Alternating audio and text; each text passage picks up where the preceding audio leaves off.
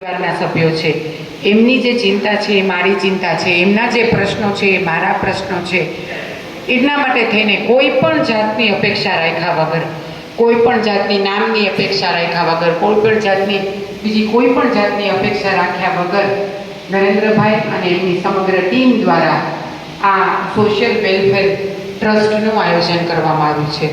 આ ટ્રસ્ટનો મુખ્ય ઉદ્દેશ એ છે કે લોકોની જીવનમાં પડતા પ્રશ્નો અને એમની જે મુશ્કેલીઓ છે એ મુશ્કેલીઓને પોતાની મુશ્કેલી ગણીને સર્વ સમાજને સાથે લઈને ચાલીને તમામ પ્રશ્નોનું નિરાકરણ કરવાનું.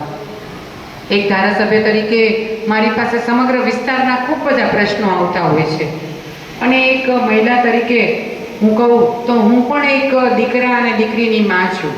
એટલે મને ખબર છે કે આજના સમાજની મોટામાં મોટી સમસ્યા હોય ને તો એ આ જીવનસાથી પસંદગીની સમસ્યા છે.